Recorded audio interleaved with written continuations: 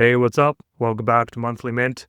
Was doing another episode here. It's been a while, couple months, been busy, had to move to a new house, so everything's organized, but I'm back and I'm making content again. So let's get back into what my portfolio is and the update that I did with MSTE.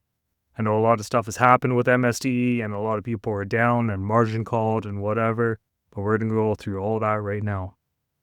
So you can see here that my portfolio, it's gone back up to $303,844 and some change. My current invested amount that I've done is $283,000 and some change. So my portfolio is still looking pretty good and it's in the green. That being said, last month it definitely was not in the green because Bitcoin took a big dump. So you can see here that my annual income is $148,826 annually. And this has gone up just a little bit to 48, basically 49%. So you can see that the percentage here is gone up a little bit, and that will be my passive income. But I've also restructured my portfolio. So the restructuring of my portfolio is just to simplify everything that I've done. So I was holding, roughly 15 stocks, ETFs. And now I have shrunk that down to 3 ETFs, and I'm going to go over my strategy here in a second. So you can see right here that my largest holding is MSTE. This is the Harvest Enhanced High Income Fund.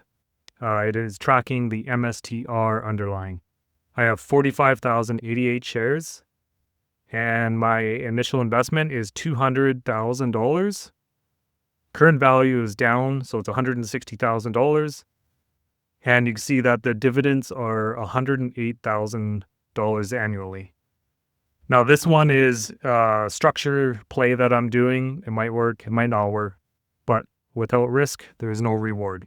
I can't see MSTR going anywhere in the future. So, play on this is to harvest the income, no pun intended, and distribute that into other ETFs, which will be my core holdings. So I will no longer be putting any more money into MSTE. I think I'm at a good price. My cost basis is $4.44 and $200,000 flat. That's what I'm doing. So as Bitcoin goes up, MSTR will go up, which means MSTE will go up as well because of the 25% leverage that is on the ETF. So just the distributions alone, I'm getting anywhere from 9,000 to, it could go all the way up to 20,000 if they increase the dividends on that again. Not only that, but when MSTR goes up, MSTE is going up. So that means I could potentially get anywhere from 800,000 to 900,000, and optimistic, it could go to $1 million just because I put a $200,000 investment into it.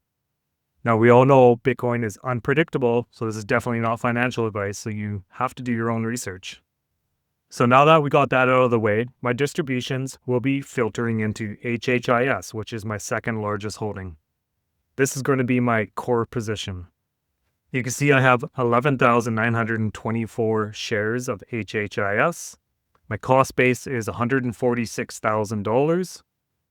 And this too is also down a little bit. 129,000 right now, but that's because of the underlyings. We all know how that goes. The underlyings go down, your ETF is going to go down as well. The underlyings go up, your ETF will go up. Now, my third play on this ETF structure that I have is HPYB. This is the Premium Yield Canadian Bank Equity Core that I'm going to be doing. So it has 1,178 shares. The cost basis on it right now is $14,071. And you can see that right here, it is my smallest yield. So it is sitting around 14% currently. This is also going to be my core position. So I will be having 2 core positions, HHIS and HPYB. My goal is to get both of these to $200,000 each before I start adding any more ETFs into my portfolio. So HHIS is almost at that $200,000 limit.